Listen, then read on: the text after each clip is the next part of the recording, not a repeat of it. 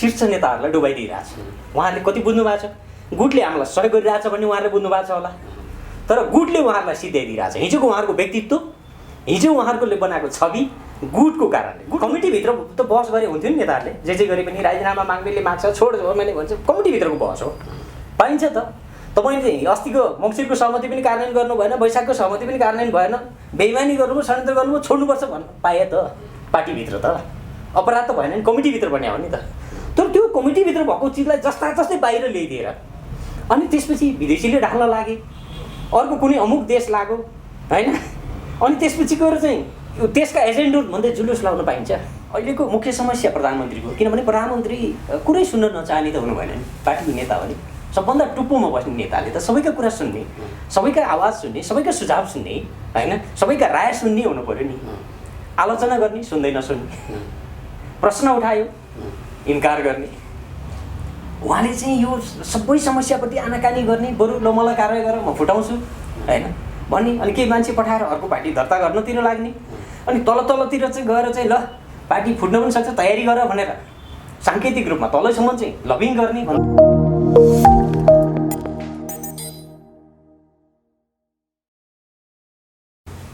नमस्कार, एभरेस्ट संवादमा यहाँलाई हार्दिक स्वागत छ। दर्शकवृन्द, पछिल्लो समय नेपालका प्रमुख राजनैतिक दलहरूभित्र अन्तर्सङ्घर्ष चलिराखेको छ, अर्थात् विवाद कायमै छ। यो विवादका बीच पछिल्लो समय विशेष गरी सत्तारूढ दल नेपाल कम्युनिस्ट पार्टीभित्रको अन्तर्सङ्घर्ष बढी चर्चा र बहसको विषय बनेको छ। के हो त यो नेकपाभित्र देखिएको बहस? यो अन्तर्सङ्घर्ष अब कहाँ गएर ल्यान्डिङ हुन्छ त?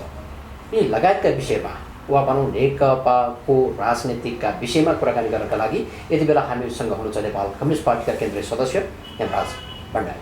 यहाँलाई स्वागत छ एभरेस्ट संवादमा। हजुर, धन्यवाद। जस्तो अहिले नेपालका राजनैतिक दलहरू भनौँ पार्टीभित्रको जुन विवाद प्रत्येक राजनैतिक दलहरूमा त देखिएको छ नि, यद्यपि नेपाल कम्युनिस्ट पार्टीभित्रको अन्तर्सङ्घर्ष अलिक फरक ढङ्गबाट आइराखेको देखिन्छ। तपाईँ एउटा केन्द्रीय सदस्य पनि हुनुहुन्छ, यो बहसलाई कसरी लिनुभएको छ? के हो यो बहस चाहिँ अलिक प्रश्न पार्नुहोस् न। अहिलेको नेकपाको अन्तर्सङ्घर्ष हेर्दाखेरि शक्तिको सङ्घर्ष जस्तो, नेताहरूको टकराव जस्तो रूपमा देखिए पनि यसको अन्तर्यमा वैचारिक सङ्कटको पर्छ। अहिले नेकपा भयानक ठुलो वैचारिक सङ्कटमा छ। दुईवटा ठुला पार्टीहरूको बिचमा एकता भयो। हिजो शान्तिपूर्ण प्रक्रियाबाट आएको बहुदलीय जनवाद मान्ने पूर्व एमाले जनयुद्ध हुँदै माओवाद 21 शताब्दीको जनवाद अझ अगाडि प्रचण्ड पथ मान्दै आएको नेकपा माओवादी केन्द्रको बिचमा जब एकता भयो, एकता भइसकेपछि यो पार्टीको मूल वैचारिक राजनीतिक कार्यदिशा के हुने भन्ने सुरुमा स्पष्ट गरिए। तर यो त महाधिवेशनबाट टुङ्ग्याउने विषय छ। तर यद्यपि अहिलेको विवाद हेर्दा त तपाईँले जसरी सैद्धान्तिक बहस वा विवाद छ भन्नुभएको छ, तर त्यो देखेर आधार हेर्दा फेरि सत्ता सङ्घर्षमै रुमलिएको हो कि? हो, म त्यसमा आउँदैछु। अनि त्यो नदेखिसकेपछि के भयो भने जब विचारले गाइड गर्दैन नि पार्टीलाई, जब विज्ञान सकिन्छ त्यसपछि के हुन्छ भन्दा सत्ता हाबी हुन्छ, पावर हाबी हुन्छ। हो, विज्ञान हुँदा चाहिँ विज्ञानले एउटा बाटोमा त्यसलाई जोड्याउँछ पार्टीलाई। विज्ञान कमजोर भएपछि चाहिँ शक्ति हाबी हुन थाल्छ विज्ञानमाथि। अहिले चाहिँ शक्तिको सङ्घर्ष हाबी जस्तो देखियो। त्यसलाई हल गर्ने विज्ञानले हो, विचार थियो पहिलो। त्यो विज्ञानले आफै विधि स्थापित गर्छ। पहिला विधि चाहिँ के शक्तिले विधि स्थापित गर्दैन होइन, सत्य स्थापित गर्ने कि सत्ता स्थापित गर्ने वा शक्ति स्थापित गर्ने। अहिलेको झगडाको चुरो त्यही छ। प्रधानमन्त्रीजी शक्ति स्थापित गर्नेमा हुनुहुन्छ, अरूको माग सत्य स्थापित गरौँ, सच्चाइ स्थापित गरौँ भन्नेतिर छ। यद्यपि त्यसको रूपमा हेर्दाखेरि चाहिँ विचार सहित त्यो आएको छैन। विचार सहित आउनुपर्छ भन्ने मेरो बुझाइ हो। अब जहाँसम्म पार्टी एकता हुँदाखेरि दुईवटा पार्टीको बिचमा एकता भयो। उहाँहरूले पार्टी एकता गर्नुभयो, राम्रो गर्नुभयो, जनताले त्यसलाई अनुमोदन पनि गरिसक्यो। एउटै कम्युनिस्ट केन्द्र बनाऊ भन्ने अपिलमा जनताले एकबद्धता जनायो। त्यसपछि उहाँले आलो पालो गर्ने भन्ने समझदारी गर्नुभयो, त्यो चिज बाहिर आयो होइन, उहाँले नै ल्याउनु भयो। त्यो आलो पालो पनि सकियो। त्यसपछि हुँदै जाँदा त अहिले त के भयो भने हिजोको एउटा पार्टीमा अर्को पार्टी मिसिन आएको जस्तो व्यवहार हुन थाल्यो। मिसिएको त होइन, सब एकता भएको हो। यो त सबै आफ्नो आफ्नो इतिहास, आफ्नो गौरव आफ्नो विगतसहितको एकता हो यो त। नयाँ ठाउँमा जाउँ भनेको हो नि। हिजो जनवादी क्रान्ति गर्नको लागि बनाएका पार्टीहरू अब समाजवाद निर्माणको निम्ति, समाजवाद स्थापनाको लागि एकता गरौँ भनेर समाजवादको शर्तमा पो मिलेको त। तर यहाँ त समाजवाद होइन, सामन्तवाद सिद्धिएपछि डरलाग्दो दलाल पुँजीवाद आयो नेपालमा।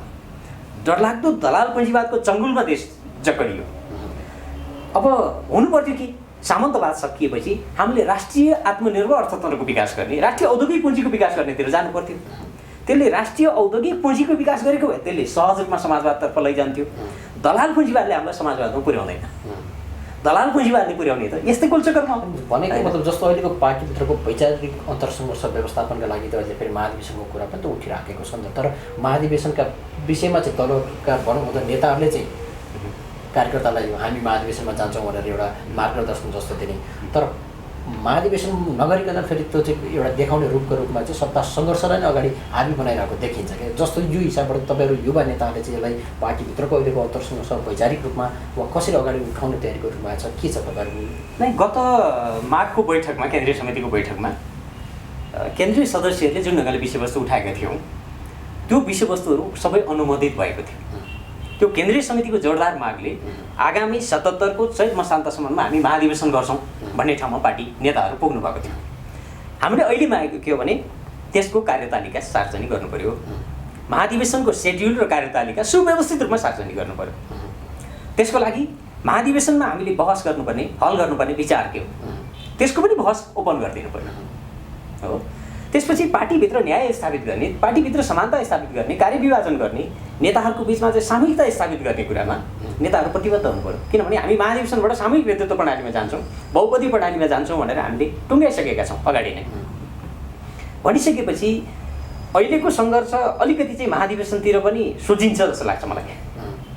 यसले सोच्याउँछ महाधिवेशनतर्फ, किनभने यसको हल चाहिँ सामान्य टालटुले समाधानले अब यो हल हुने ठाउँमा छैन। सैद्धान्तिक बहसको अभावमा नै अहिले पार्टी सत्ता सङ्घर्षमा रुमरिएको हो, यहाँको बुझाइ यही नै रहेन? सैद्धान्तिक अस्पष्टताको अभावमा हो, किनभने जब सरकारसँग स्पष्ट मार्गचित्र छैन, समृद्धिको स्पष्ट कार्यक्रम छैन, समृद्धिको लागि 1 2 3 4 यो गर्ने भन्ने केही पनि छैन भनेपछि व्यक्तिलाई जे मन लाग्छ त्यही गर्दै हिँड्छ। प्रधानमन्त्रीदेखि तल वडा अध्यक्षसम्म त्यही गर्छ। किनभने पार्टीले यो गर 1 2 3 4 5 समृद्धिको लागि, तिमीले चाहिँ राष्ट्रिय आत्मनिर्भर अर्थतन्त्रको विकासको लागि, समाजवादको आधार निर्माण गर्नको लागि यो गर्नुपर्छ भने केही पनि दिएन नि होइन। त्यस कारणले यसको उपज चाहिँ वैचारिक सङ्कटको उपज पनि हो यो अभिव्यक्त भएको होइन। वैचारिक सङ्कटको उपज के भयो भने त्यसपछि विचार गौण भएपछि व्यक्तिवाद हाबी भयो भनेपछि नेकपामा विभिन्न एकदम व्यक्तिवाद हाबी भयो। त्यो व्यक्तिवाद भइसकेपछि चाहिँ दलाल पुँजीवादको चाहिँ विभिन्न घरानीहरू, व्यापारिक घरानीहरू, दलाल पुँजीवादका चाहिँ एजेन्टहरू, अनि त्यसपछि पार्टी नेताहरूलाई प्रभावमा पार्ने उनीहरूले निर्णय गराउन थाले।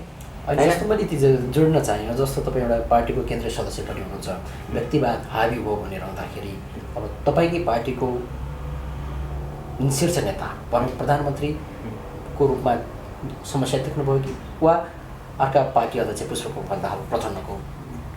अहिलेको मुख्य समस्या प्रधानमन्त्रीको, किनभने प्रधानमन्त्री कुरै सुन्न नचाहने त हुनु भएन नि। पार्टीको नेता हो नि, सबभन्दा टुप्पोमा बस्ने नेताले त सबैका कुरा सुन्ने, सबैका आवाज सुन्ने, सबैका सुझाव सुन्ने होइन, सबैका राय सुन्ने हुनु पर्यो नि। आलोचना गर्ने, सुन्दै नसुन्ने, प्रश्न उठायो इन्कार गर्ने होइन। भनेपछि त यो तरिकाले त कहाँ पुगिन्छ हामी? पार्टी त एउटा विचारको सङ्गठन हो र पार्टी भनेको सामूहिक सङ्कल्पको उपज हो क्या।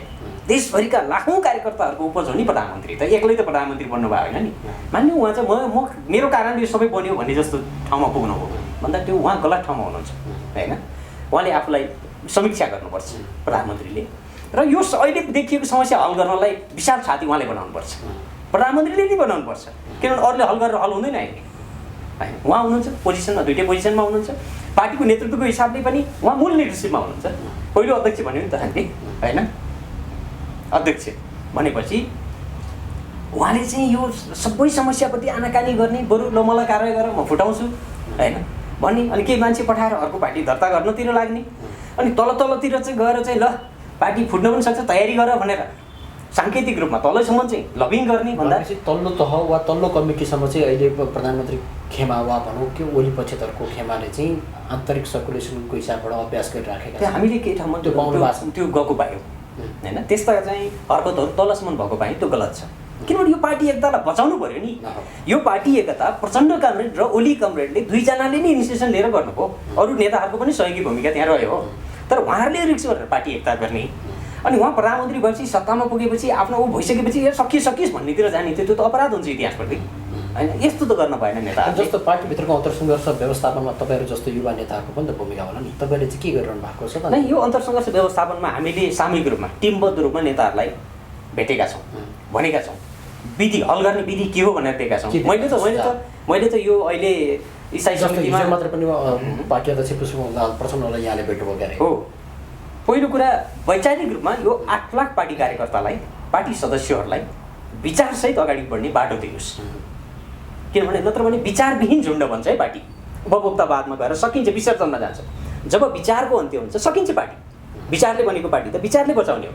पहिलो कुरा विचारको लागि कहाँ जाने भन्दा महाधिवेशनतर्फ ओरिएन्टेड हुनुहोस्, केन्द्रीय समितिको म्यान्डेट अनुसार। अहिले मङ्सिर सङ्सिर यो हुँदैन, बेकारको कुरा हो होइन, तर चैतमा त गर्ने भनेकै छ त केन्द्रीय समितिले। चैतको महाधिवेशनको व्यवस्थित सेड्युल ल्याउनुहोस् न, तल पार्टी संहिता नवीकरण सकौँ, पार्टी एकताका सबै काम सकौँ, स्थानीय तहका सम्मेलन सकिदिउँ, जिल्लाका सम्मेलन सकिदिउँ, प्रदेशका अधिवेशनहरू सकिदिउँ, त्यसपछि भगाइदार जङ्गले हामी महाधिवेशनमा जाउँ। पार्टी एकताको सबै प्रक्रिया त अझै सकेको छैन भने चैतमा महाधिवेशन सम्भव छ देख्नुहुन्छ? चैतमा गर्ने भन्ने पनि सम्भव छ, किनभने अब त पार्टीको एउटा संयन्त्र त बन्यो नि त, सबै तहको संरचना, आधारभूत संरचना बन्यो, त्यसलाई कम्प्लिट गर्न मात्रै बाँकी हो। महाधिवेशन सम्भव छ, त्यसपछि महाधिवेशनको निम्ति बहस खुला गरौँ, वैचारिक बहस। तर नेपाली समाजको आजको अन्तर्विरोध के हो, नेपाली समाजमा आज हामीले हल गर्नुपर्ने मुख्य चुनौती के हो, सरकारको प्राथमिकता के हो, पार्टीको प्राथमिकता के हो भन्दा हामी त परम्परागत पार्टी जस्ता भयौँ। हिजो पुष्पलालले बनाएको नेपालमा सामन्तवादको अन्त्य गर्नको लागि, जनवादी क्रान्ति सम्पन्न गर्नको लागि बनाएको कम्युनिस्ट पार्टी, त्यही स्कुलिङबाट शिक्षित हुनुभएका नेताहरू हुनुहुन्छ। हाम्रो स्थायी समिति, हाम्रो सचिवालयमा पुरानो पुस्ताकै नेताहरू हुनुहुन्छ। झन्डै कहिलेकाहीँ त लाग्छ उहाँहरू पनि आउटडेट हुन लाग्नुभयो कि अहिलेको उदीयमान नयाँ पुस्ताको चेतनासँग त्यो मेल खाइरहेका छैन। किनभने पुस्ता यो चाहिँ त पछिल्लो पुस्ता आउनु छोड्यो, राजनीतिमा आकर्षण छैन, पछिल्लो पुस्ताको यो राजनीतिसँग उसलाई पिट्टिकै आकर्षण छैन। अनि भनेपछि अहिलेको अवस्थामा पुराना वा नेतृत्वहरूलाई चाहिँ क्रस गरेर जान सक्ने त्यो सकिँदैन। तर उहाँहरूलाई हामीले के हो भने उहाँहरू रूपान्तरण हुनु पऱ्यो, पछिल्लो पुस्ताको लिड गर्न लायक हुनु पऱ्यो भनेकै त्यो रूपान्तरण हुनु पऱ्यो। त्यसका लागि हामीले के भन्छौँ भने महाधिवेशनबाट 3टा पुस्ताको संयोजन सहितको नेतृत्व प्रणाली विकास गर्नुपर्छ। 3टा पुस्ताको संयोजन, अघिल्लो वृद्धहरूको पुस्ता, यो अहिलेको इतिहासको लामो अनुभव भएको पुस्ता, बिचको प्रौढहरूको पुस्ता र युवाहरूको पुस्ता, 3टा पुस्तालाई लिडरसिपको तहमा समायोजन गरेर ल्याइयो भने त्यो पार्टी धेरै गतिशील बन्छ। अहिले क्रस गरेर कसैले पनि जान सक्ने स्थिति हुँदैन पनि, त्यो कल्पनाभन्दा बाहिरको कुरा हो। किनभने लामो प्रक्रियाबाट मात्रै नेतृत्व बन्ने कुरा हो। उहाँहरू पनि त्यसै नेतृत्वमा पुग्नु भएको छैन, चाहे प्रचण्ड कमरेड होस् चाहे ओली कमरेड होस् होइन। उहाँहरूलाई हामीले त्यो इतिहासको लगानीको हिसाबले सम्मान गर्छौँ, तर आज जे गरिराख्नु भएको छ नि त्यसबारे प्रश्न त उठाउनु पाउनु पऱ्यो नि। प्रश्न त उठाइन्छ नि, प्रश्नै उठाउनु पाइँदैन, आलोचनै गर्न पाइँदैन। जे गरेर चाहिँ ठिक गरिदिएछस् भनेर के अरे चाहिँ भजन मात्रै गाउनुपर्छ भन्ने ठाउँमा जानुभयो भने त उहाँहरूले त यो आन्दोलनलाई त दुर्घटनामा पुर्याउनुहुन्छ नि। त्यति बेला दुर्घटनामा पुर्याउन आँट्नुभयो भने चाहिँ उहाँहरूलाई च्यालेन्ज पनि गर्नुपर्छ। भनेपछि अहिले देखिएको पार्टीभित्रको अन्तर्सङ्घर्ष व्यवस्थापनका लागि केन्द्रीय समिति पनि आह्वान गर्नुपर्छ, त्यहाँ बुलन्द रूपमा अहिलेको एजेन्डाहरू छलफल हुनुपर्छ भन्ने यहाँको आशय वा माग हो। एकदम स्थायी समिति सचिवालयमा त राजनीति विषय छलफलै भएन, उहाँले प्राविधिक विषय छलफल गर्नुभयो। अलिकति सचिवालयमा आउँदा थोरै राजनीति विषय प्रवेश गर्न खोज्यो। जति तल आउनुहुन्छ त्यति धेरै राजनीतिक रूपमा यो पार्टी रूपान्तरण हुन्छ। हामीले देख्यौँ त अघिल्लो केन्द्रीय समितिमा जाँदा त्यसले के विषय हल गर्यो। एमसिसीको त्यति ठुलो विवाद थियो, उच्च स्तरीय कार्यदल बनाऊ, त्यहाँबाट हल हो, त्यसले सेफ ल्यान्डिङ गर्थ्यो पार्टीले हो। पार्टीको यत्रो भद्रगोल छ, महाधिवेशनमा जाउँ, सरकार विधिसम्मत चलाऊ, पार्टी संस्थागत र प्रक्रियागत ढङ्गले चलाऊ, लिडरसिप सामूहिक ढङ्गले जाऊ, कमसेकम समाजतर्फ जान्छौँ भन्ने सङ्कल्प हो भने केन्द्रीय सदस्यहरूले सांसदहरूले यो निजी शिक्षा र स्वास्थ्यमा लगानी बन्द गरौँ, व्यापार गर्नु बन्द गरौँ, पार्टीभित्रको भ्रष्टाचारको छानबिन गरौँ।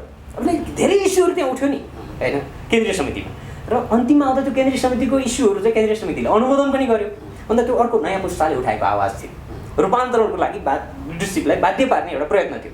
भन्दा केन्द्रीय समितिमा आउनुभयो भने यो गिजोलोमा धेरै गिजिँदैन, किनभने माथि चाहिँ क्रोनिक भइसकेको छ गुट पनि।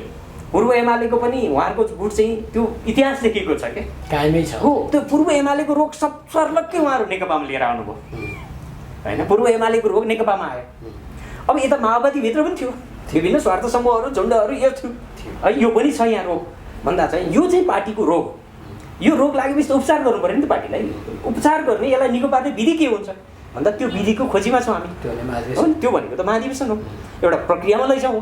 त्यसपछि के हुन्छ भन्दा त्यसपछि पार्टी एउटा सिस्टममा जान्छ। तर अहिले हामीले पार्टी एकता गरेका हौँ, हामीले इतिहासमा योगदान गरेका हौँ, मैले जे गरे पनि हुन्छ, हामीले जे गरे पनि हुन्छ भन्ने यो मनोविज्ञान नेताहरूको यो चाहिँ ठिक छ।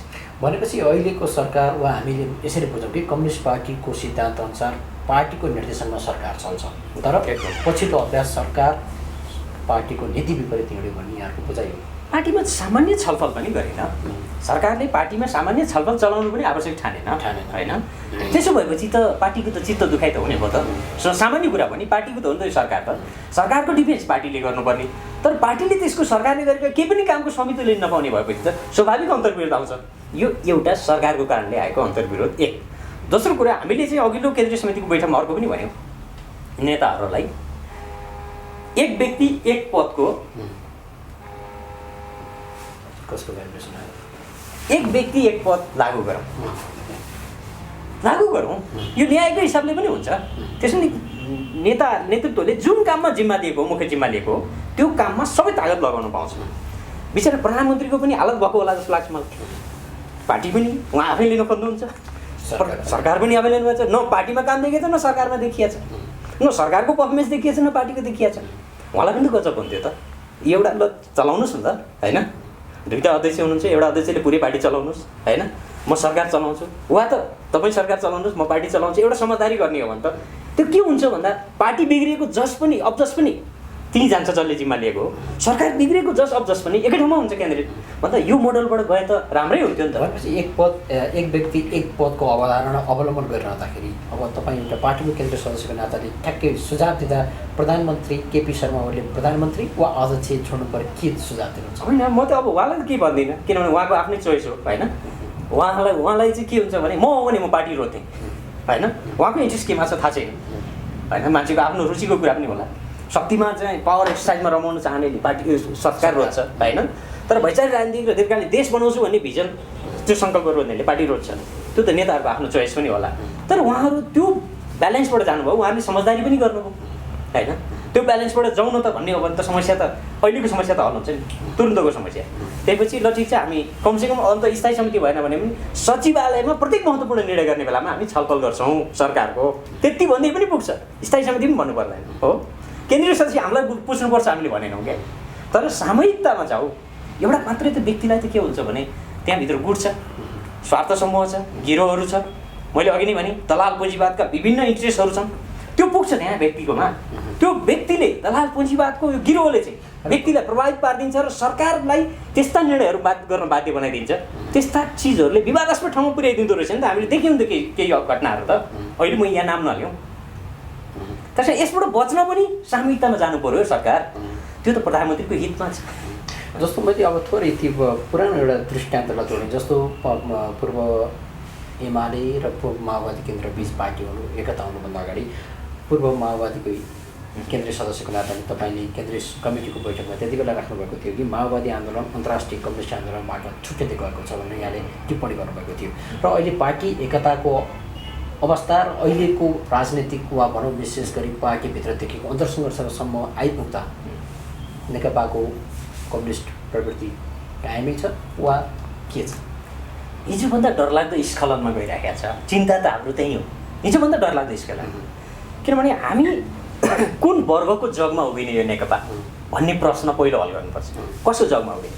हामी उभिने जग छैन हो। त्यसो गर्दा अहिलेको नेपाली समाजको वर्ग विश्लेषण गरौँ होइन। यो हाम्रो आधारभूत उभिने वर्ग हो। न हामी आधारभूत वर्गको पक्षमा छौँ, न हामी सम्भ्रान्त वर्गको पक्षमा छौँ। न सम्भ्रान्त वर्ग हामीसँग खुसी छ, न तल ग्राउन्डमा भएको आधारभूत वर्ग खुसी छ। कुन वर्ग? हेर्नुहोस्, वर्ग धरातल छोडेपछि टेक्ने ठाउँ सकिन्छ। यो प्रश्न नम्बर 1 हल गरौँ। दोस्रो कुरा, कार्यदिशाको प्रश्न हल गरौँ। के हो? जनताको जनवाद हो भने जनताको जनवाद के हो र त्यसले समाजवादमा कसरी पुर्याउँछ? एकदम स्पष्ट, अब त बुझिने गरी दुनियाँले जनताले थाहा पाउने गरीको चित्र दिनुपर्छ। हामी समाजवादमा जान्छौँ, समृद्धि के हो?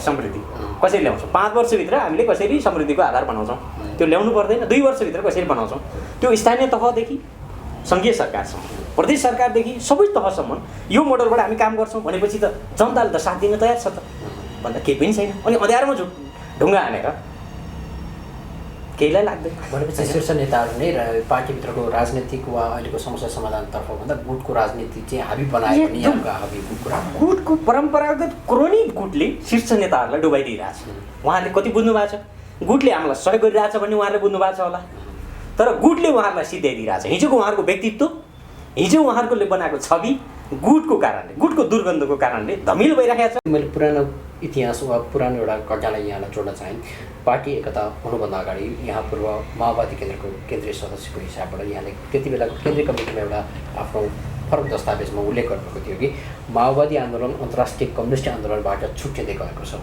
भनेर उल्लेख गर्नुभएको थियो अहिले पार्टी एकता र अहिलेको आन्तरिक विवादसम्म आइपुग्दाखेरि नेकपा अन्तर्राष्ट्रिय कम्युनिस्ट आन्दोलनबाट एक छ वा छुट्टिँदै गएको के छ यहाँको विश्लेषण पार्टी एकता हुँदासम्म अन्तर्राष्ट्रिय कम्युनिस्ट आन्दोलनमा पनि एउटा उत्साह र ऊर्जा थियो तर पार्टी एकतापछि जसरी यसले वैचारिक राजनीतिक रूपमा दिशाबोध गर्नु पर्थ्यो अन्तर्राष्ट्रिय कम्युनिस्ट आन्दोलनलाई र नेपाललाई त्यो दिन नसक्दा अन्तर्राष्ट्रिय कम्युनिस्ट आन्दोलनमा जसरी उत्साह हाल्यो त्यो मर्दै गएको छ नम्बर 1 नम्बर 2 नेपाल एउटा यति ठुलो सम्भावनाको ठाउँमा थियो कि समाजवादको नयाँ मोडल हामी दिन सक्थ्यौँ विश्वलाई नेपालबाट किनभने समाजवादको लागि यति ठुलो वस्तुगत आधार छ नि नेपाली समाजसँग आफै तपाईँ गाउँतिर गएर हेर्नुभयो भने हाम्रा कर्म प्रणालीहरू होइन त्यसपछि गएर हाम्रा अरू थुप्रै जनजातिहरूको कल्चरभित्र समाजवादी कल्चर छ क्या त्यसलाई जगाएर ल्यायौँ भने हामी नेपाली मौलिकताको समाजवाद जन्माउँछौँ त्यहाँबाट नेपाली मौलिकता र नेपाली विशेषताको समाजवाद यहाँ जन्मिन्छ मार्क्स पढेर मात्र नेपालमा समाजवाद आउँदैन फिडेल क्यास्ट्रो लेनिन माओ मात्रै पढेर नेपाली समाजवाद आउँदैन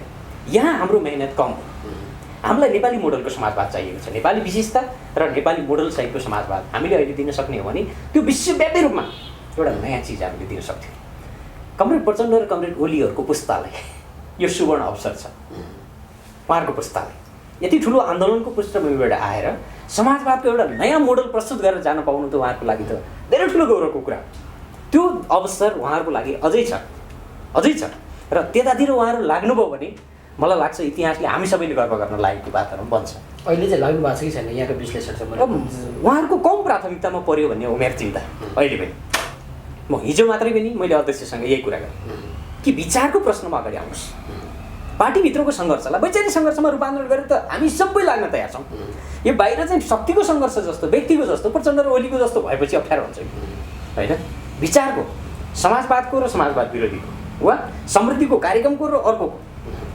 भयो भने त त्यसपछि सङ्घर्ष गर्न पनि त मजा आउँछ विचारको आधारमा बनेको हो नि त पार्टी त त्यस कारणले विचारको आधारमा हुने सङ्घर्षले एउटा टुङ्गोमा पुर्याउँछ विचारविहीन सङ्घर्षले चाहिँ विनाशतिर लैजान्छ यो विचारविहीन सङ्घर्ष धेरै लामो नलम्ब्याउँ विचारविहीन सङ्घर्षलाई पोस्टपोन गरौँ काहीँ टुङ्गो लगाउँ व्यवस्थापन गरौँ र वैचारिक सङ्घर्षको भट्टीमा पार्टीलाई हालौँ एकचोटि त्यो गर्ने बित्तिकै के हुन्छ भन्दा त्यो विचार लिएर कार्यक्रम लिएर पार्टी कार्यकर्ता देशव्यापी रूपमा जान्छ सक्रिय हुन्छ एकचोटि पार्टी चलायमान हुन्छ जागरुक हुन्छ एउटा ठुलो जागरण अभियान बन्छ र त्यसले पार्टीलाई पुनर्गठित गरिदिन्छ खासमा पार्टी त पुनर्गठितै भयो पूर्व एमाले नै पूर्व माओवादी पूर्व एमालेका गुट दुईटा माधवजी र ओलीको अलगै यताको अलग्गै पार्टी आफ्नै धुनमा चलिरहेछ भनेपछि पार्टी एकतापछि पनि तल्लो तह वा जिल्ला कमिटीहरू वा गाउँ कमिटीहरूसम्म आइपुग्दैन त्यो सिनारियो देखिन्छ अहिलेको अन्तरसङ्घर्षको प्रभाव अहिले पनि छ भनेको मतलब गुट केन्द्रदेखि तल्लो तहसम्मै छ यो अन्तरसङ्घर्ष सुरु नहुँदा त थियो भनेपछि यो अन्तरसङ्घर्षले त झन् त्यसलाई मलजल गर्थ्यो एकतै सकिएको थिएन भावनात्मक तहमा त्यो एकता भएकै थिएन भन्दा अहिले यो आउनै हुँदैन थियो यो माथि नै व्यवस्थापन हुनु पर्थ्यो होइन प्रधानमन्त्रीजीले पनि ठुलो फराकिलो छाती बनाएर यसलाई व्यवस्थापन गरिदिनु भएको थियो भने नि उहाँहरूको हाइट बढेर जान्थ्यो र अझ पनि समय छ केही बिग्रिएको छैन उहाँहरूले यसलाई छिटोभन्दा छिटो हल गर्नुहोस् मैत्रीपूर्ण ढङ्गले हल गर्नुहोस् यो पार्टीभित्रको सङ्घर्ष हो कम्युनिस्ट आन्दोलनलाई कसरी अगाडि लाने सङ्घर्ष हो भने नेताहरूको व्यवस्थापन गर्नुहोस् कार्यविभाजन गर्नुहोस् कार्यकर्ताको मनोभाव चाहिँ के पाउनुहुन्छ जस्तो तपाईँहरू त जिल्लाको तहमा रहेर अहिले भूमिका निर्वाह गरिरहनु भएको छ कार्यकर्ताहरूको मनोविज्ञान चाहिँ नेताहरू मिल्न पर्यो पहिलो दोस्रो कुरा पार्टीले दिशानिर्देश दिनु पर्यो कामको लागि तल स्थानीय तहको पार्टी स्थानीय तहको सरकार दिशानिर्देशै गर्दैन के गर्ने बेरोजगार भए कार्यकर्ता सरकार बेरोजगार छ कस्तो पार्टी कार्यकर्तामा त सरकार बेरोजगार छ के गर्ने परम्परागत यो राज्य संयन्त्रले कर्मचारीले दिएको सेटमा मात्रै काम गर्ने कि समाजवाद ल्याउने कम्युनिस्ट पार्टीको आफ्नो कार्यक्रम हुन्छ समाजवाद त नेपालको संविधानमै भन्ने नि समाजवाद उन्मुख व्यवस्थातिर जान्छौँ हामी भनेर त, तर समाजवाद ल्याउने कार्यक्रम के हो भन्ने आएन नि कम्युनिस्ट पार्टीको। त्यसो गर्दाखेरि तल सबभन्दा धेरै स्थानीय सरकार र प्रदेश सरकारलाई परेको सबभन्दा सङ्कट त्यहाँ हो। अब माथि पनि त्यो समाजवादतर्फको जाला कि भनेर डराउने गरेका अर्थमन्त्री हुनुहुन्छ।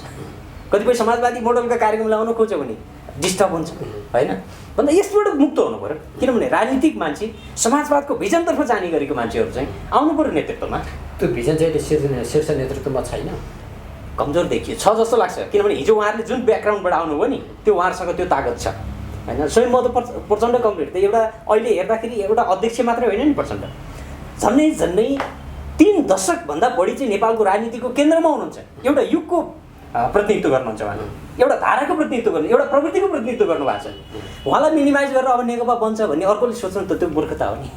ओलीजी पनि एउटा युगको धाराको प्रतिनिधित्व हो, उहाँलाई पनि मिनिमाइज गरेर बन्दैन नेकपा। निकास दिन नसक्दा त उहाँहरूको नेतृत्वको त फेरि आवश्यकता यदि उहाँहरूले कुशलतापूर्वक यसलाई ल्यान्डिङ गर्ने निकास दिन सक्नु भएन भने अर्को पुस्ताले च्यालेन्ज गरेर आउँछ, आउनु पनि पर्छ। फेरि उहाँहरू जुन उमेरमा जुन के अरे चाहिँ समयमा उहाँहरू लिडरसिपमा आउनुभयो, राष्ट्रिय राजनीतिको उसमा चाहिँ आउनुभयो, अर्को पुस्ता तयार छ भनेपछि अब निकै ठुला राजनीतिक परिवर्तनहरू रहे, तर राजनीति चाहिँ गुणात्मक रूपमा परिवर्तन हुन सकेन। हामी विश्लेषण यसरी गर्न सक्छौँ रूपमा परिवर्तन भयो, सारमा परिवर्तन भएन। कम्युनिस्ट पार्टी रूपमा ठुलो भयो, सारमा खुम्ची। मात्रात्मक रूपमा यत्रो भयो पार्टी, गुणात्मक रूपमा यत्रो हो। अहिले त म के भन्छु, कम्युनिस्ट पार्टी नेकपा यत्रो भएको छ देख्दा, तर सारमा जाँदा कम्युनिस्ट पार्टी खुम्चेर यत्रो भएको छ। किनभने विचार गुदी त्यसको कार्यकर्तासँग, त्यसको चाहिँ एउटा पार्टी सदस्यसँग कति छ दम भन्ने कुराले अर्थ राख्छ राजनीतिमा। त्यो सङ्ख्या मात्र ठुलो कुरा होइन, गुण मुख्य कुरा हो। यो कम्युनिस्ट पार्टीलाई गुणात्मक बनाउन सक्ने भने हामी समाजवादतर्फ लान सक्छौँ, त्यो आत्मविश्वास छ। किनभने त्यो अवसर छ नेपाललाई होइन। समाजवादको कार्यक्रम तल वडादेखि सङ्घसम्म, केन्द्रीय सरकारसम्म हामी यो मोडलबाट लागू गर्छौँ भन्ने हो भने मजाले नेपाललाई 21औं शताब्दीको पहिलो समाजवादी मुलुक भनेर हामी स्थापित गर्न सक्ने ठाउँमा छौँ। त्यसो गर्ने हो भने त यो त अन्तर्राष्ट्रिय कम्युनिस्ट आन्दोलनको मात्रै होइन, अहिलेको विश्वको जियो पोलिटिक्सको एउटा नयाँ नमुना भएर स्थापित हुन्छ नेपाल। यो अवसर छ नेपाललाई। भन्दा नेताहरू किन सानो चिजमा मात्रै केन्द्रित हुनुहुन्छ? त्यो महान कामको लागि उहाँहरू लाग्नुपर्छ। तर राजनीतिप्रति जो आस्था वा जो अध्ययन गर्न चाहनुहुन्छ, अहिलेको प्रवृत्ति हेर्दा त उहाँहरू त निराशामा पुग्ने जस्तो अवस्था त रह्यो नि, देखिन्छ नि। रह्यो हो। अहिले डरलाग्दो अवस्था त कस्तो भयो भने पछिल्लो पुस्ता राजनीतिलाई हेर्ने दृष्टिकोणमा नै मान्छेको चाहिँ गलत धारणा बनेको हो कि जस्तो देखिन्छ। किनभने हामी तलको नयाँ पुस्ता पनि हेरिरहेछौँ, माथिल्लो पुस्ता पनि हेरिरहेछौँ हो। माथिल्लोको पुस्ता हिजोको ऊर्जा सहित छैन। हिजो जो जोस थियो, जाँगर थियो, उत्साह थियो, जुन डाइनामिक ढङ्गले देशलाई चाहिँ अगाडि लगेको थियो, त्यो दम माथिल्लो पुस्तासँग सकिँदै गयो। तलको पुस्ता निराश हुँदै गयो। उसले आशा देखिराखेको छैन। मान्छे अन्धकारमा, निष्पट्ट अँध्यारोमा कहीँ पनि हेर्दैन, अलिअलि धिपधिप उज्यालो देख्नुपर्छ। हामीले नेकपाभित्र त्यो अन्धकारमा अलिकति धिपधिपी बत्ती भए पनि दिन सक्नुपर्छ, नत्र हामी राजनीतिमा बस्नुको औचित्य छैन, हामी पनि बस्नुको औचित्य छैन। एक। दोस्रो कुरा, अहिले त विज्ञान प्रविधिको यति चमत्कारी ढङ्गले विकास भयो, सूचना प्रविधिको होइन, यसबाट दीक्षित भएर आएको नयाँ सामाजिक वर्ग आइसक्यो। यो 8-10 वर्षको नयाँ सामाजिक वर्ग आइसक्यो। तपाईँलाई अस्ति भर्खर हेर्नुहुन्छ, त्यही बालुवाटारमा इनोथ भनेर युवाहरू निस्किए, स्वतस्फूर्त होइन, सामाजिक सञ्जालकोबाट पासहरू सिक्नु पर्दैन कम्युनिस्टहरूले। हामीले गयो है, प्रविधिले अर्कोतर्फ लैजाँदैछ। हाम्रो सङ्गठन गर्ने तरिका, हाम्रो मुभमेन्टहरू चलाउने तरिका, हाम्रो इस्युहरू उठाउने तरिकामा अब बदलाव ल्याउनुपर्छ। पुरानो तरिकाबाट चल्दैन। यो सचेततापूर्वक हामीलाई सिकाइएको पाठ हो। तपाईँहरू नयाँ युवा पुस्ता अगाडि किन नआउने त? अनि माथिल्लो नेतृत्व वा जो असफल रह्यो भनेर यहाँले टिप्पणी गरिरहँदाखेरि त्यो नेतृत्वलाई मानिरहनु पर्ने आवश्यकता किन? र जो अहिले निराशामा छन् त्यो एउटा वर्ग, उनीहरूलाई पनि एउटा राजनीतिप्रतिको हेर्ने दृष्टिकोणमा सन्तुलन कायम राख्नको लागि तपाईँहरू जस्ता युवा नेताहरू सक्रिय रूपमा अगाडि किन नबढ्ने वा नेतृत्व किन नलिने? इतिहासमा जुन ढङ्गको रिक्स मोल्दै आउनुभयो लिडरसिपले, त्यो रिक्स त तपाईँले लिनु पर्यो। कमरेड प्रचण्डहरूले होइन एउटा युगै बदल्ने गरेको लिडरसिपको नेतृत्व गर्नुभयो। त्यो उहाँहरूले इतिहासमा गरेको कुर्बानीको सम्मान पनि उहाँहरूले गरेको सम्मान पनि हो। किनभने त्यो लिडरसिपलाई हामीले अन्तिम अवस्थासम्म हामी साथ दिन तयार छौँ भन्ने हाम्रो सङ्कल्प पनि। जानुहोस् अब हामी साथ दिन्छौँ भनेको, अब गर्नु भएन भने त हामीले जानुपर्छ। तर त्यसको पनि त एउटा प्रक्रिया हुन्छ। लिडरसिप भनेको कसैको चाहनाले हुने कुरा होइन। नेता भनेको कसैले चाहनेमा चाहिँ नेता स्थापित हुँदैन। नेता चाहिँ इतिहासको आवश्यकताले, भूमिकाले ल्याउने हो। अन्त त्यसको लागि त हामी महाधिवेशन माग्दैछौँ। महाधिवेशनको एउटा ठुलो प्रक्रियाबाट, त्यहाँ डिबेटबाट लिडरसिपको अर्को पुस्ता पनि आउँछ हेर्नुहोस्। किनभने यो कम्युनिस्ट आन्दोलनलाई हाँक्न सक्षम, देशलाई समाजवादतर्फ लैजान, समृद्धिको कार्यक्रम लागू गर्न सफल, इमान्दार, यो दलाल पुँजीवादको जङ्गलमा नबेरिएको नेतृत्वको पुस्ता पनि छ है नेकपाभित्र भन्ने कुराको सन्देश हामीले महाधिवेशनबाट दिनुपर्छ। त्यो दिन सकेन भने बिस्तारै विघटनतर्फ जान्छ। अब महाधिवेशनको चर्चा गरिरहँदाखेरि अब सैद्धान्तिक बहसमा जाने हो भने अबको मार्गदर्शन के जबजको बहस त फेरि अहिले बल्झिराखेको छ, यसलाई चाहिँ तपाईँहरू कसरी लिइरहनु भएको छ?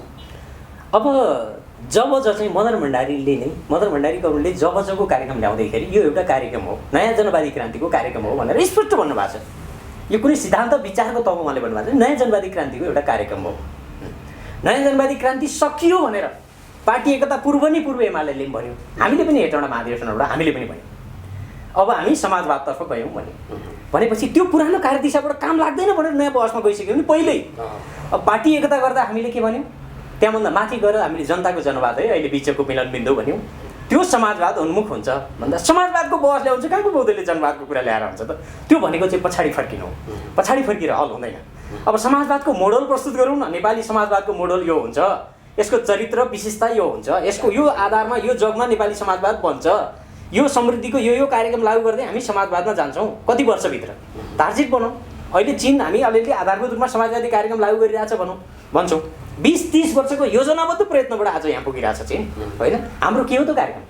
त्यो कार्यक्रम ल्याउनु पर्ने बेलामा कहाँको बौद्धली जनवाद र चाहिँ माओवादको बहसले अब हल गर्छ त? हामी त अर्को ठाउँमा गइसक्यौँ भन्दा अहिले चाहिएको के छ भने ठिक छ मदन भण्डारीका सकारात्मक योगदान कम्युनिस्ट आन्दोलनमा भएका र हिजो अन्तर्राष्ट्रिय रूपमा कम्युनिस्टहरू निरङ्कुश हुन्छन्, तानाशाह हुन्छन् भनेर आरोप लगिराखेको बेलामा मदन भण्डारीले होइनन् प्रतिस्पर्धा स्वीकार्न तयार हुन्छन्, होइन? कम्युनिस्टहरू विचारको श्रेष्ठताद्वारा अगाडि आएर प्रतिस्पर्धाबाट सिद्ध गर्न सक्छन् भन्ने सच्चाइ स्थापित गर्नुको त्यो ठुलो कुरा थियो।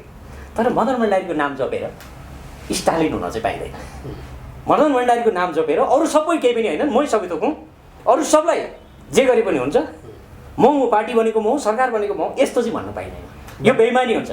जसले भने मदन भण्डारीको नाम बेच्ने, मदन भण्डारीको फोटो झुन्ड्याउने, मदन भण्डारीका विचारहरूको हत्या गर्ने त्यो प्रयत्न चाहिँ सही हुँदैन, होइन? त्यो कोही नेताले गरे पनि सही हुँदैन। त्यस कारणले हामी हिजोको जबजभन्दा माथि उठेर 21 शताब्दीको जनवादभन्दा माथि उठेर अर्को विचार चाहिएको छ हामीलाई। त अझ हाम्रो हिजोको पूर्वीय दर्शनको भवतु सर्वमङ्गलम गौतम बुद्धको, त्यसपछि सर्वे भवन्तु सुखिन सर्वे सन्तु निरामया पूर्वीय दर्शनको, राम राज्यको अवधारणा पूर्वीय दर्शनको हो, देखि लिएर हाम्रै कर्म प्रणालीसम्मको मैले अघि भने यो सबैलाई संश्लेषण गर्ने सैद्धान्तिकृत गर्ने दर्शन चाहिएको छ।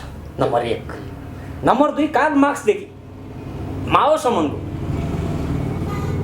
सबै अनुभवहरूलाई संश्लेषण गर्ने अर्को दर्शन चाहिएको छ। अहिलेको विज्ञान प्रविधि सूचनाले ल्याइदिएको परिवर्तन जो छ नि, अहिले त गुणात्मक परिवर्तन जो छ नि, हिजो श्रमिकले गर्ने काम एउटा रिमोटले गर्छ हो, यो कुराहरूको पनि गर्छ। एउटा श्रमिकले गर्ने काम एउटा रिमोटले गर्छ भनेपछि त्यसलाई विश्लेषण गर्नुपर्छ। अब त्यसको शोषणको तरिका कहाँ परियो भन्दा भूमण्डलीकृत साम्राज्यवाद छ, सूचना प्रविधिको भूमण्डलीकरण, पुँजीको भूमण्डलीकरण छ भनेपछि अबको हाम्रो समाजवाद पनि भूमण्डलीकृत हुन्छ। नेपालमा समाजवादको कुनै मोडल हामीले विकास गऱ्यौँ भने त्यो एकैछिनमा विश्वव्यापी हुन्छ, फैलिन्छ। कम्युनिस्टहरूको लागि अवसर पनि त हो। पुँजीवादले भूमण्डलीकरणले प्रविधिले विश्व समाजवाद नजिक आएको पनि छ। विश्वभरि सङ्कट छ, अमेरिकाका मान्छेहरू दूर दूर रोएर बसेका छन्, थोरै त्यहाँ पुँजीवाद पाच्य भएको छ, विकल्प छैन मान्छेलाई, होइन? पुँजीवादी भनिएका विकसित भएका मुलुकहरू अर्को व्यवस्थाको विकल्प खोजिरहेका छन्। हामी व्यवस्थाको विकल्प दिन सक्ने ठाउँमा छौँ। गौतम बुद्धको देशमा जन्मेर गौतम बुद्धको सगरमाथाको देशमा बसेर विश्वलाई सन्देश दिन सक्ने साँच्चै त्यो ठाउँमा नेकपा छ, होइन? तर त्यो उचाइमा नेताहरू जानुपर्छ। नेताहरू कुखुरा बन्नु भएन, चिल बन्नु पऱ्यो, होइन? हाम्रा ठुला बनेका नेताहरू कुखुरा बनेर तल घुर्यान खुस्रिन आउनु भएन कि फोहोर लाग्छ, चिल बनेर उड्नु पऱ्यो, संसार आकाश हेर्नु पऱ्यो, होइन? त्यहाँ अर्कै चिज छ, त्यहाँ जानुभयो भने अझै केही समय यिनै नेताहरूलाई हामी साथ दिन तयार छौँ। यदि यो दायित्व उहाँहरूले पुरा गर्नु भएन भने चाहिँ फेरि यो दायित्व पुरा गर्न उहाँहरू चुक्नुभयो भने चाहिँ महाधिवेशनको प्रक्रियाबाट उहाँहरूलाई च्यालेन्ज सुरु हुन्छ, चुनौती सुरु हुन्छ। जस्तो अब हामी कार्यक्रमको अन्तिममा छौँ र हामी कार्यक्रमको यो बहसलाई सारमा निकाल्ने भने अहिलेको नेकपाभित्र देखिएको जुन विवाद छ, अन्तर्सङ्घर्ष, त्यो भनेको एकता र रूपान्तरण नै हो। एकता सङ्घर्ष रूपान्तरण नै हो, यो त्यसको अर्को विकल्प नै छैन। अहिले भएको पनि म त के लाग्छ भने यो अहिले पार्टीभित्र भएको जति बहस थियो नि यो धेरै अनावश्यक ढङ्गले बाहिर छिचोरिएर ल्याइयो कि कमिटीभित्र त बहस गरे हुन्थ्यो नि नेताहरूले, जे गरे पनि राजीनामा माग्नेले माग्छ, छोड मैले भन्छ, कमिटीभित्रको बहस हो, पाइन्छ त। तपाईँले चाहिँ अस्तिको मङ्सिरको सहमति पनि कार्यान्वयन गर्नु भएन, वैशाखको सहमति पनि कार्यान्वयन भएन, बेइमानी गर्नुभयो, षड्यन्त्र गर्नुभयो, छोड्नुपर्छ भन्न पाए त पार्टीभित्र त अपराध त भएन नि, कमिटीभित्र बनायो नि त। तर त्यो कमिटीभित्र भएको चिजलाई जस्ता जस्तै बाहिर ल्याइदिएर अनि त्यसपछि विदेशीले ढाल्न लागे, अर्को कुनै अमुक देश लाग्यो होइन, अनि त्यसपछि गएर चाहिँ त्यसका एजेन्डा भन्दै जुलुस लाउन पाइन्छ? त्यो त बेइमानी हो नि, विधि र प्रक्रिया एकदम। किनभने सबै नेताहरूको आफ्नो इतिहास छ, आफ्नो गौरव छ, आफ्नो विगत छ, त्यसलाई सम्मान पनि त गर्नु पर्यो। भन्दा नेताहरूको भूमिकाले यो एकतालाई, यो सहज वातावरणलाई बिगार्दै हुनुहुन्छ उहाँहरू प्रोभोक गरेर। अनि त्यो नेताहरूको नजिक रहेको गुट जो स्वार्थ समूह छ नि, त्यसले नेताहरूलाई उत्तेजित बनाइरहेको छ। केपी ओली कमरेड आफैमा बेठिक हुनुहुन्न जस्तो लाग्छ मलाई, तर उहाँलाई दुरुपयोग गर्ने, उहाँको नरिक वरिपरि रहने साथीहरूले उहाँलाई दुरुपयोग गर्नुभएको छ, त्यसले चाहिँ स्थितिलाई एकदम बिगारिराखेको छ। अरू नेताहरूको पनि त्यस्तै छ, किनभने त्यो आफ्नो घेराले चाहिँ बिगारिराखेको छ। नेताहरू स्वतन्त्र ढङ्गले सोच्ने ठाउँमा पुग्नुपर्छ। यो कम्युनिस्ट आन्दोलनलाई बचाउने उहाँहरूले नै एकता गर्नुभयो, हामीले मान्यौँ। उहाँहरूले नेपालको कम्युनिस्ट आन्दोलनलाई एकै ठाउँ ल्याउँछु भन्नुभयो, त्यो मान्यौँ। समाजवादको आधारसम्म बनाइदिनुहोस्। उहाँहरूको पुस्ताले समाजवाद त ल्याउँदैन, हामीले पनि ल्याउँछौँ कि ल्याउँदैनौँ थाहा छैन, किनभने हामी पनि यो अहिलेको प्रक्रियामा आइपुग्दा हाम्रो पनि रगतमा सामन्तवाद छ, दिमागमा समाजवाद छ, हामी पनि। उहाँहरूको त त्यति पनि छैन। हुन्छ, हस्। त्यस कारणले यो स्थितिको हल गर्न सकियो भने उहाँहरूलाई त्यो अवसर छ समाजवादको आधार बनाइदिने। यो सबै प्रक्रिया पुरा गरेर अर्को इतिहासको रचना गरेर जानुभयो भने उहाँहरूको इतिहास त हामीले लेख्ने हो नि। अहिलेको पुस्ताको इतिहास हामीले लेख्ने हो, हाम्रो इतिहास लेख्ने अर्को पुस्ता आउँछ। त्यस कारणले हामी उहाँहरूका सुनौला अक्षरले इतिहास लेख्न चाहन्छौँ होइन, अहिलेको नेतृत्वको सुनौला अक्षरले इतिहास लेख्न चाहन्छौँ, त्यो सम्मान उहाँहरूलाई दिन चाहन्छौँ। अहिले पनि हामी सम्मानपूर्वक सद्भावपूर्वक उहाँहरूलाई भनिरहेका छौँ, समस्यालाई वाद विवाद संवाद एकता सङ्घर्ष रूपान्तरको प्रक्रियाबाट हल गर्नुहोस्, नेकपालाई बचाउनुहोस्। बचाउने मात्रै होइन, बचाउने भनेर चुचोमुचो गरेर होइन, विचारसहित बचाउनुहोस्, कार्यदिशासहित बचाउनुहोस्, कार्यक्रमसहित बचाउनुहोस्, समाजवादको भिजनसहित बचाउनुहोस्। हामी भनिरहेका छौँ, विकल्प त्यही नै। जस्तो अब पार्टीभित्रको अन्तर सङ्घर्षहरू व्यवस्थापनका विषयमा यहाँ युवा नेताहरूको महत्त्वपूर्ण भूमिका अवश्य नै रहनेछ र यहाँहरूले भूमिका खेल्नुहुन्छ भन्ने अपेक्षाका साथ कार्यक्रमबाट आज बिदा हुन चाहन्छौँ। कार्यक्रममा आइदिनुभयो यहाँलाई धन्यवाद। हस्, धन्यवाद। दर्शकवृन्द, आज हामीले कुरा गऱ्यौँ नेकपाभित्रको अन्तर सङ्घर्ष र त्यसको व्यवस्थापनका विषयमा नेपाल कम्युनिस्ट पार्टीका केन्द्रीय सदस्य हेमराज भण्डारीसँग। कार्यक्रम एभरेस्ट संवाद आजलाई यति नै। हामी सबैलाई बिदा दिनुहोस्। नमस्ते।